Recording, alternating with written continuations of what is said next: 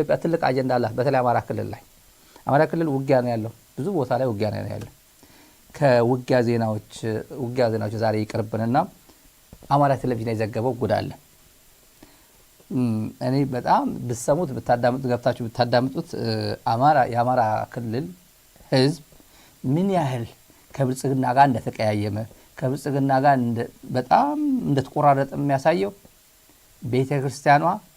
የቤተክርስቲያን አባቶች ቆርጠው አንተ ብትሰዋ ትጸድቃለህ በቃ ይሄ አሁን ለህዝብ ብለህ ነው እየተሰዋ ያለው ለህዝብ ብለህ እየታገልክ ያለው ፍትሃት ያስፈልግ ምናምን ይያሉ ነው የሚልኳቸው የሚያበረታቷቸው ገብቷቸዋል ማለት ነው የዚህ መንግስት አለቅላቂነት የዚህ መንግስት ገዳይነት የዚህ መንግስት ጄኖሳይደርነት በደንብ አድርጎ የተገነዘበ የሃይማኖት መሪ አማራ ክልል ተፈጥሯል ትላንት ሌላውን ጁንታ ከሚገዛን ሰይጣን ይግዛን ስለነበረው የፋርጣው አቡነ ሚካኤል እነሱ ድምጥማጣቸው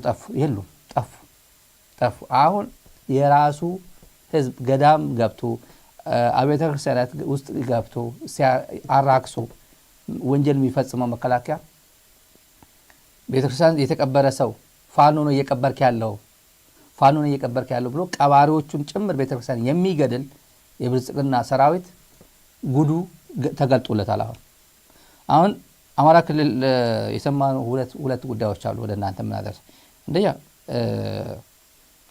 ለየት ብሎ እየታየ ያለው አሁን አዲስ አበባ ያለው ስለ ፕራይም ሚኒስተር ሞዲ ህንዱ ነው እያወራ ያለው ግን እኛ ያላያችሁ ትንሽ ወደ እናንተ ለማድረስ አማራ ህዝብ ያለበት ሁኔታ መነኩሴ ኑና እኔን አግቱኝ ብሎ ቤተክርስቲያን መደገፍ የቤተክርስቲያን ድጋፍ የሚያሳይ ነው ፋኖ አገታቸው አባ አገሌ መነኩሴ አገሌ አባታቸውን ተብሎ ገንዘብ መጥቶ ቤተክርስቲያኗ ከፍላ ስለምታስወጣኝ ከገታ ፋኖ ኑና አግቱኝ ብለው ታግተው 800,000 ተጠይቆ አኮርዲንግ ቱ ዘ ሚዲያ ነው እኔ አይደለም አለፍነቱ ማለት ሚዲያውን እኮ ማድረገው እዛ እየተነገረ አሁን አሰማችኋለሁ ደግሞ የውሸት እገታ ታግተው 800,000 ብር አሰጥተው ተፈቱ እና መጨረሻ ላይ አሰጥተው ነገሩ ትንሽ ሲነቃባቸው ሸፈቱ ማለት ገቡ ወደ ትግል ሚዲያ ነው የተናገረ ያለው ጉድ ነው የምትሰሙት አንድ ባንድ አሰማችኋለሁ ጋፊ ማን ነው ከተባለ ምንም መሸፋፈን አያስፈልገውም እኔ የኦርቶዶክስ ሃይማኖት ተከታይ ነኝ የእንስሳ አባት አለኝ የሃይማኖት አባቴን አከብራለሁ የመጀመሪያው ደጋፊ የሃይማኖት አባት ነው ሲደግፈን ሲያበረታታን የቆየ እንዴት ከተባለ አንድ ካህን እኮ የንስሐ ልጁን በዚህ ውጊያ ከሞት ንስሐ አያስፈልግም ንስሐ ገብታል በዚህ ውጊያ ከሞት አንተ መንግስተ ሰማያትን ትወርሳለህ እየተባለ የሚሰበክበት ሁኔታ ነው ያለ አባሉ ይሄ ሀቅ ነው መታወቅ ያለበት እንደ ምዕራብ ጎጃም ሀገረ ስብከት የሃይማኖት አባቶች ሀገረ ስብከት ትላልቅ አመራሮች አይዟችሁ በርቱ ብላችሁናል ደግፋችሁናል እከሌ አልልም እንዲመከሩ ግን ከዚህ ጉዳይ ግን ወደ ኋላ እንድትመለሱ እንድታስቡበት ለማለት ተፈልጎ ነው እነማን አሉ ከተባለ ቀኑን የደገፋችሁብን ቀን ያስተማራችሁብን ቀን ፋኖ ማለት የመጽሐፍ ቅዱስ ቃል ነው አዎ ቃሉማ ሊሆን ይችላል እየተከተለ ያለው ኃይል ግን እውነት የመጽሐፍ ቅዱስ ቃል ጠብቆ ነው ወይ ስምማ ኃይለ ሚካኤል የሚባል አለ ሳምሶን የሚባል አለ እስጢፋኖስ የሚባል ጽንፈኛም እኮ አለ የነሱን ተግባር ይወክላሉ ነው የመጽሐፍ ቅዱስ ቃል ነው አይደለም የሚለው አይደለም ምን እንትን ይያለኛል አይዟችሁ በርቱ ነው በጣም የሚያሳፍር ማለት ነው የሃይማኖት አባት ከሆነ ቦታ ላይ ሲንቀሳቀስ በራሱ ፍቃድ አግቱኝና ገንዘብ ከሀገረ ስብከቱ ይወጣል ዝም ብዬ በደግፋችሁ እንኳን ተጠያቂ ሆናለሁ የመንግስት አካል ይጠይቀኛል መከላከያ ይጠይቀኛል ተብሎ እኮ አንድ የሃይማኖት አባት ሆን ብሎ እስረኛ መስሎ እኮ 800,000 ብር እኮ ለጽንፈኛው ሰጥቶ ይወጣ የሃይማኖት አባት ያለበት ማን ነው ምዕራብ ጎጃም ሀገረ ስብከት ይሄ ለአማራ ህዝብ ትልቅ ሞራል ነው ለይሄ ፋኖ የነበረ እጄ ሰጠ ይመስለኛል ይሄ ሰውዬ እንደዚህ ብላችሁ አስተምራችሁናል አይዟችሁ ትጸርቃላችሁ ምናምን ብላችሁ አስተምራችሁናል አይዟችሁ በርቱ ይያላችሁ ፋኖ እንድንሆን አበረታታችሁናል ያው ከርቶ ወዶ ገብ ይመስለኛል ገብቶ ኤክስፖዝ ያደርጋችሁ ማን መቼ ማን እንዳበረታታን ቀል ልነግራችሁ እችላለሁ እያለ ነው። እኚህ አባት ግን እኚህ መነኩሴ ዞሮ ዞሮ ዝም ብዬ ብደግፋችሁ እንኳን መንግስት ያስረኛል። ስለዚህ መንግስት ማሰሩ እኔ በመንግስት መታሰሬ ላይቀር እኔ አግቱኝና ከዛ በኋላ ቤተክርስቲያን ገንዘብ ከፍላ ታስወጣኛለች ብለው ታግተው በፈቃዳቸው ታግተው 800,000 ብር ተከፍሎላቸው ያው እሳቸው መጨረሻ ላይ ሸፈቱ የተባሉት ገቡ ነው፣ ወደ ፋኖ ተቀላቀሉ። 800,000 ድጋፍ ግን አሰጥቷል። እኚህ ታሪክ ይዘክራቸዋል። ለክብራቸው ሲሉ፣ ለህዝባቸው ሲሉ፣ ለቤተክርስቲያናቸው ሲሉ ላመኑበት ዓላማ ሄዷል። አለቅላቂ ሰይጣን ይሻለናል ብልጽግና ከሚገዛን ጁንታ ከሚገዛን ያው ሰይጣን ይግዛን እያሉ በሰይጣን እየተገዙ ነው። በሰይጣን አንገዛም፣ ነቅተናል፣ ከዚህ በላይ ቶለሬት አናደርገውም፣ ይህን መንግስት ይህን አገዛዝ ከዚህ በላይ የዚህ አገዛዝ ተገዢ አልሆነም ያሉ ግን ይኸው እስከዚህ ድረስ ቆራጥ የሆነ እርምጃ ይወሰዱ አሉ። አስገራሚ ገና ጨምርላችኋለሁ አሉ፣ ጊዜ ስለሌለን ነው እንጂ በርካታ ይህን በተመለከተ አባቶች አሉ። ይሄ እኚህ መነኩሴ አንደኛው ሲናገሩ ብዙ ሰው ታርጌት አድርጓቸዋል። ስለ መነኩሴ ነው። አንፖፑላር ናቸው እኚህ መነኩሴ። ምዕራብ ጎጃም በጣም ፖፑላር 800,000 ለፋኖ አሰጥተዋል ተብለው አሁን መነጋገሪያ የሆነው አብረን ነበር የሀገር ሽማግሌ ሆነን አስታርቁ ስንባል ነበር። ፋኖ ነው ወደ አስገቡ ስንል ምንድነው ተውት እንጂ አሉን። እኚህ ኦልሬዲ ውስጣቸው ሸፍቷል። የሃይማኖት አባቶች ሽማግሌ ግሩፕ ሆነው ስማ ትበላለህ፣ በፖለቲካ መጥፎ ነው፣ ፖለቲካ ይበላሃል፣ ተመልሶ ከዚህ ነገር ራስን አውጣ ብለውኝ እኔ ወጥቻለሁ ያሉ ሰው ደግሞ አስከትል አሰማቸዋል። ጉድ ነው። ቀብድ 800,000 ብር ከፈለ የሚባል የነበረው ቄስ እኮ ከኔ ጋራ የሀገር ሽማግሌ ነበር። ጥንፈኛውን እየለመነ ሊያስገባ ከኛ ጋር እኔም በግሌ ምን እንዳሉ ልንገሮት። ልጅን ያሉ ጎተት አድርገው ፖለቲካ እኮ ውሃ ነው፣ ማዕበል ነው፣ ይበላሃል።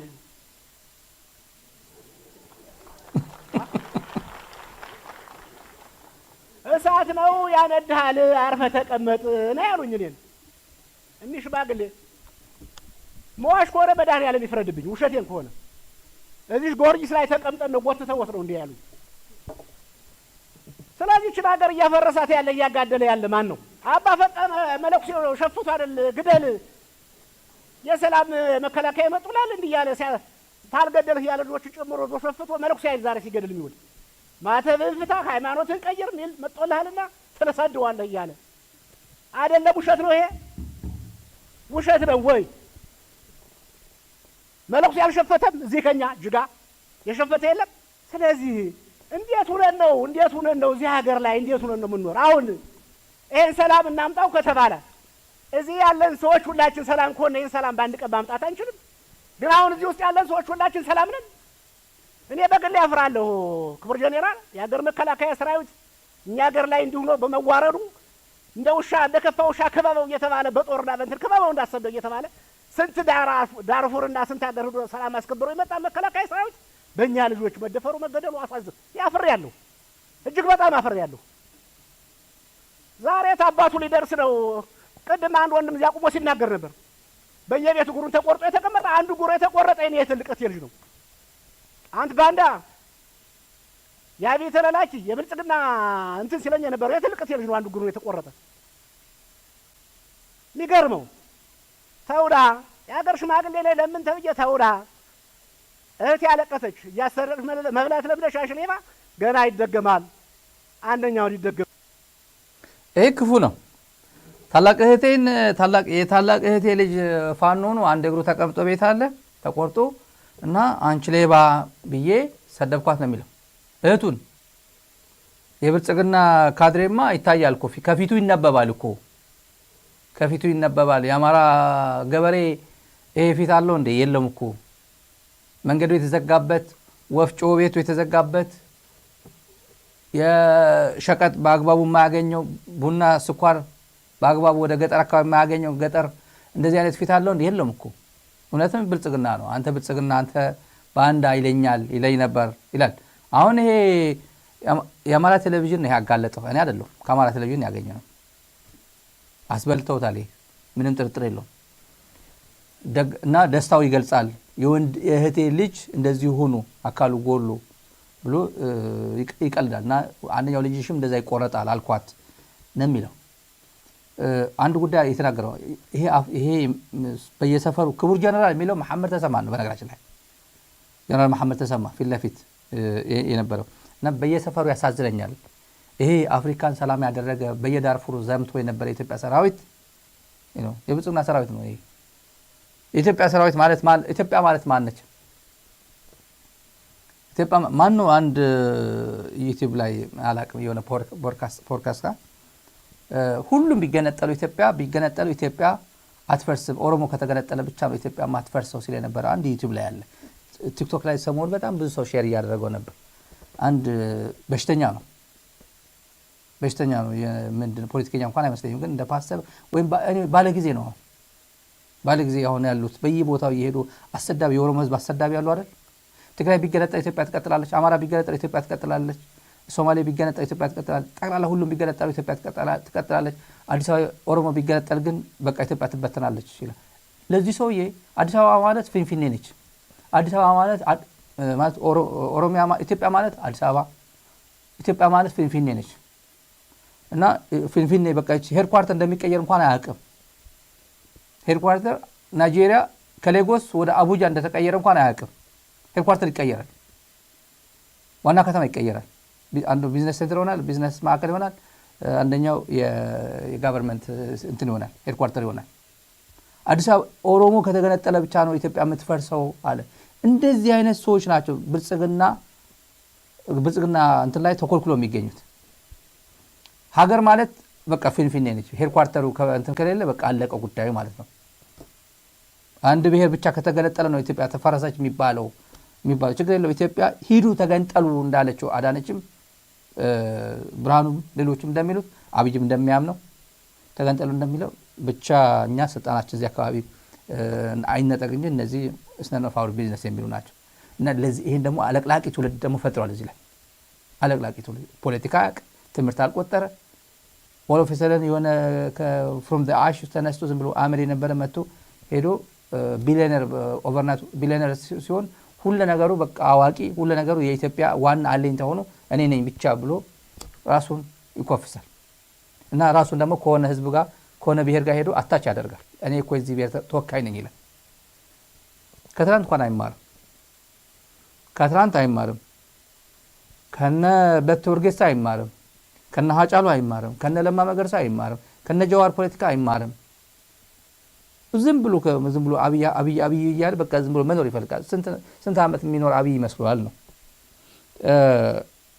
እኚህ ሰውዬም አማራ ክልል ነው ያሉት። በአማራ ቴሌቪዥን ነው፣ ለዛም ገጠር ነው፣ ፍኖተ ሰላም ምናምን አካባቢ ነው። ነገ ጠዋት ፋኖ ገብቶ ምን እንደሚያደርጋቸው ተመልከቱ። ምን መጥፎ ነገር እንሰማለን። ዝም ብሎ እንደዚህ አይነት ፋኖ እንኳን እግሩ ተቆረጠ የሚል ሰውዬ ተራ ፕሮፓጋንዲስት ሆኖ ብርሃኑ ጁላ አድነውም። አብይ አህመድ 4 ኪሎ ነው የሚቀመጠው፣ ፍኖተ ሰላም አይቀመጥም። አረጋ ከበደ ባህር ዳር ነው የሚቀመጠው። እነዚህ አይነት ሰዎችን ለፕሮፓጋንዳ ነው የሚጠቀምባቸው፣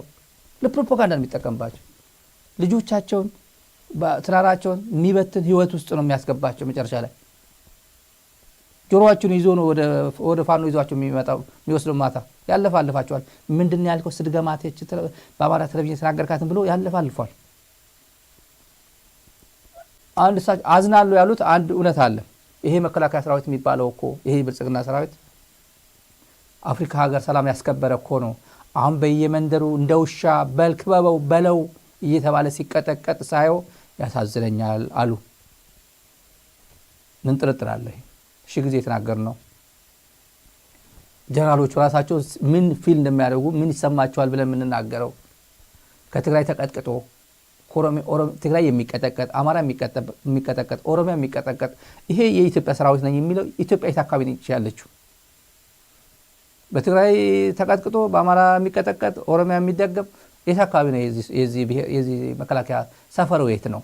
ማንን ነው የሚወክለው? በኢትዮጵያ የ4 ኪሎ ሰራዊት ነኝ፣ የብልጽግና ሰራዊት ነኝ፣ የአንድ ሰው ስልጣን አስጠባቂ ነኝ የሚባለው ማለት ያለበት በዚህ ሰዓት ነው። የኢትዮጵያ መከላከያ ሰራዊት የሚባለው ታሪክ ድሮ ነው። ድሮ ሁሉም የሚከበረው ሰራዊት የሚፈራ ሰራዊት የነበረው ያ ነው። አሁን በየሰፈሩ ፖሊስ እንኳን ዞር ብሎ እንኳን አይታይም። እንኳን በድንጋይ ሊመታ መከላከያ ግን በለው እንደውሻ በየሰፈሩ በለው እየተባለ እየተመታ ስናይ እናዝናለን ያሉት አማራ ክልል ነው። ይሄ አማራ ክልል እና ይሄ ፖለቲካ ማዕበል ነው ይበልሃል አሉኝ ያሉት አባትየው። ተው ፋኖን አታስገባ፣ ፋኖን እየደለልክ ሰላም ነው አገር ግቡ እያልክ አታስገባ፣ ፖለቲካ ማዕበል ነው ይበልሃል ብለውኝ አርፈ ተቀመጥ አሉኝ እኮ አባ ፈጠነ። መጨረሻ ላይ እሳቸው ሸፈቱ፣ ገቡ ወደ ፋኖ ነው ያሉት። ገቡ።